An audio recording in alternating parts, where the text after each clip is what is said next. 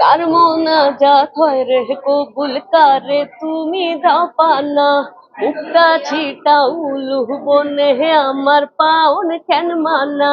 Sinai Sinai মেলামেশা মানুষ বড় সে আনা, কোন কি কারো খবর বন্দি লাগাও ধইরা যা টানা। সখী গো আমার মন ভালা না। আমি মনে করি আমি এখনো কিছুই হতে পারিনি, ঠিক কিছু হওয়ার জন্য যে পরিশ্রমটা করা দরকার সেটা করে যাচ্ছি এবং করে যাব। আর কিছু আসলে হতেও চাই না, চাই যে এই কিছু হওয়ার প্রচেষ্টাটাই করতে থাকি, কারণ আমি যেটা বিশ্বাস করি যে কেউ ধরেন যদি মনে করে যে আমার এটা হয়ে গেছে তাইলেই শেষ, তাহলে আসলে আর সে তার জায়গাটা ধরে রাখতে পারবে না। কিন্তু যতদিন মনে করবে যে আমি কিছু পারি না, কিছু জানি না, আমি কিছুই না, ততদিন পর্যন্ত মানুষের মধ্যে একটা ডেডিকেশন থাকে ভালো কিছু করার এবং পরিশ্রম করার। তো আমি আসলে সেরকমই থাকতে চাই।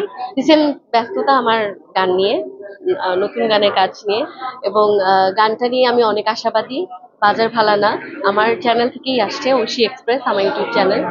এবং গানটা আমার কাছ থেকে মানুষ যেই যেই জনরার গান শুনেছে তার মধ্যে থেকে এটা আরো একটু অন্যরকম, ধামাকা টাইপ, যাক মানে একটু ঝাঁকানাকা টাইপ, কিন্তু অন্যরকম।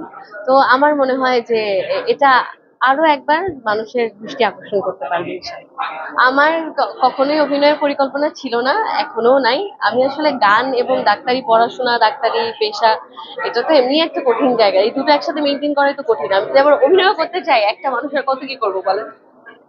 তাই আমার আসলে এই অঙ্গনে কাজ করার ইচ্ছা নেই। আর আমার জামাই তো আছেই, ও অভিনয় করুক, আমি গান গাই, দুজন মিলে চলুক। আমরা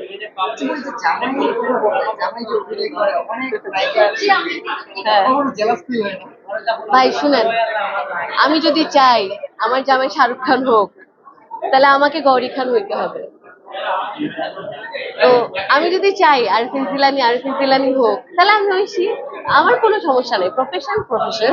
পার্সোনাল লাইফে ও কেমন, ও আমার সাথে কেমন, আমরা দুজন একসাথে কেমন আমরা তো জানি।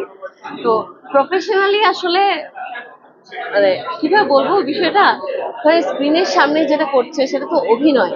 অভিনয়টা না আসলে অভিনয়ই হয়, অভিনয়টা রিয়েল হয় না। আর অতটুকু বিশ্বাস না থাকলে কি বিয়ে করতাম? করতাম না তো।